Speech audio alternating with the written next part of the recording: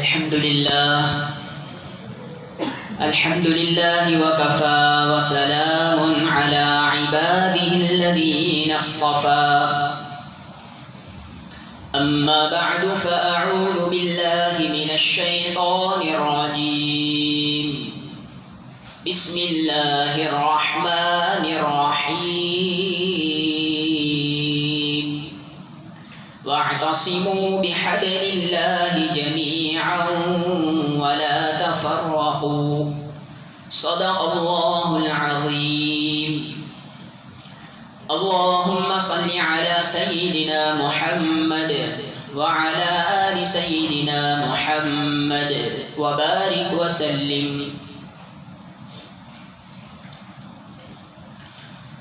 برادران اسلام، بزرگان عظام، پچھلی کئی مرتبہ سے یہ بات بیان کی جا رہی ہے اتحاد اور اتفاق کے عنوان سے.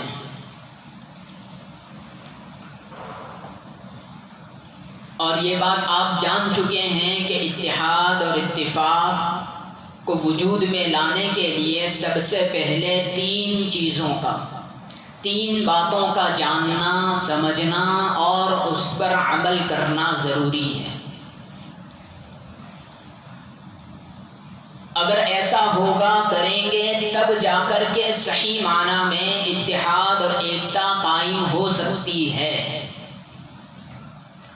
ورنہ صرف برائے نام ہوگا، حقیقی معنی میں اتحاد اور ایکتا نہیں ہوگی. کیا ہے تین چیزیں؟ پہلی چیز بیان کر دی گئی. پہلی چیز یہ ہے کہ اتحاد کا مرکز کیا ہونا چاہیے، جوڑان کیندرہ کیا ہونا چاہیے. اس کا جواب مل چکا آپ کی خدمت میں کہ وہ ہے دین اسلام. اور مرکز اتحاد اور جوڑان کیندرہ اسلام، دین اسلام کیوں ہے، اس کی وجہ بھی بیان کر دی گئی. اب آئیے دوسری چیز پر.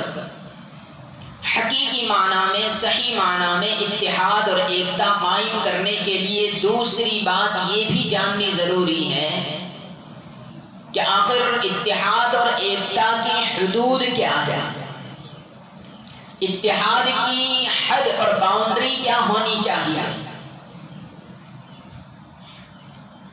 اگر حد بیان نہ کی گئی، حد کو نہ جانا گیا، اس کا پاس و لحاظ نہ رکھا گیا، تو پھر گمراہی میں، اور اگر بہت ہی زیادہ جہالت رہی تو شرک میں مبتلا ہونے کا خطرہ اور اندیشہ ہے. اس لیے اتحاد سے پہلے یہ بھی جاننا ضروری ہے کہ اتحاد کی حدود کیا ہونی چاہیے.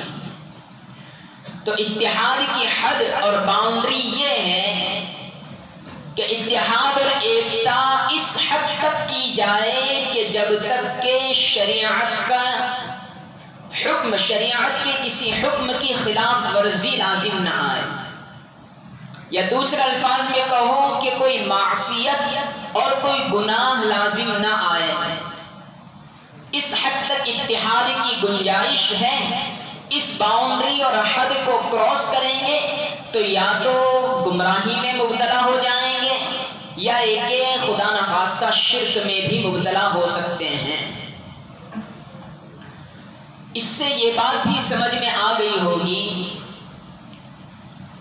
کہ شریعت میں بعض مواقع میں اتحاد اچھی چیز ہے، اختلاف بری چیز ہے، اور بعض مواقع میں اتحاد بری چیز ہے، اختلاف اچھی چیز ہے. عام طور سے یہ مفہوم ہمارے ذہن میں نہیں رہتا، اس وجہ سے ہم گمراہی کا شکار ہو جاتے ہیں.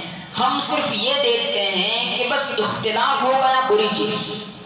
اختلاف کیا دو لوگوں نے، دو قوموں نے، دو گھروں نے، بری چیز. دونوں برے ہیں. کیوں؟ اس لیے کہ ہمارے دماغ میں یہی مفہوم بیٹھا ہوا ہے کہ اتحاد محمود و مطلوب ہے، پسندیدہ ہے، اور اختلاف بری چیز ہے.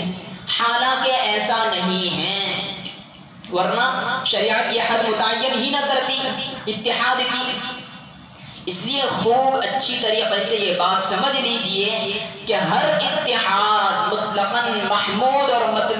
پسندیدہ نہیں ہے، اور ہر اختلاف مطلقاً مذموم اور برا بھی نہیں ہے، بلکہ کبھی کبھی اس کا الٹا بھی ہوتا ہے۔ اب کب الٹا ہوگا اور کب اس کے موافق عمل کرنا پڑے گا، یعنی اختلاف کرنا پڑے گا، اس کو جاننے کے لیے ہمیں شریعت کا علم چاہیے۔ موٹی موٹی چیزیں بھی جان لے تو آدمی آسانی سے امتیاز کر سکتا ہے حق اور باطل کے درمیان میں۔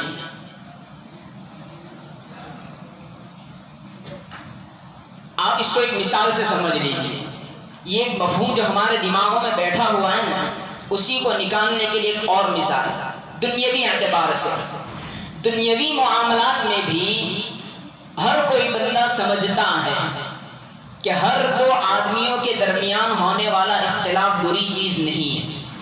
مثال کے طور پر دو بندوں میں آپس میں جھگڑا اختلاف ہو گیا اور بات بڑھی عدالت تک، ایک مدعی ہے دوسرا مدعا علیہ ہے، ایک نے مقدمہ درج کیا ہے دوسرے کے خلاف۔ اب یہ دونوں لوگوں کی پیشی ہوتی ہے عدالت میں، تو کیا عدالت دونوں کو سزا دیتی ہے، دونوں کو سزا سناتی ہے کہ تم دونوں نے آپس میں جھگڑا کیوں کیا، یہاں تک کیوں آئے؟ عدالت دونوں کو مجرم نہیں قرار دیتی، جس نے اختلاف کیا ہے اس نے بھی، جو حق پر ہے اس کا بھی اور جو باطل پر ہے اس کا بھی، دونوں کو قبول کرتی ہے اور پھر دیکھتی ہے کہ کون حق پر ہے اور کون باطل پر ہے، اور پھر فیصلہ ہوتا ہے، حق والے کی حمایت میں فیصلہ ہوتا ہے اور باطل والے کی مخالفت میں فیصلہ ہوتا ہے۔ تو اگر اختلاف بری چیز ہوتا تو دونوں کو عدالت سزا سناتی، لیکن دونوں کو سزا نہیں سنائی، اس کا مطلب یہ ہے کہ یہ اختلاف برداشت کیا گیا ہے۔ تو کبھی کبھی کسی بڑی چیز کو سنبھالنے کے لیے، اس کو بچانے کے لیے اختلاف کرنا بھی ضروری ہوتا ہے۔ تو دین اسلام کے اندر شریعت اصل ہے، شریعت معیار ہے، قرآن و حدیث ہمارے لیے ایک معیار ہے، ترازو ہے، تھرمامیٹر ہے، چیک کرنے کا آلہ ہے۔ جو باتیں ان کے موافق ہوگی ہم ان کے ساتھ آپس میں متحد ہونے کے لیے تیار ہیں، اور جب آپ ان دونوں کے علاوہ راہ اختیار کریں گے کسی حکم میں تو ہم آپ سے اختلاف کریں گے صاف طور سے۔ بہرحال یہ بات سمجھ میں شاید آئی نہ آئی پتہ نہیں، لیکن یہ بات سمجھ لیجئے کہ شریعت میں حد ہے اتحاد کی، وہ حد ہے کہ گناہ کرنا لازم نہ آئے۔ جہاں گناہ کرنا لازم آئے گا تو وہاں اختلاف کرنا ہی ضروری ہے۔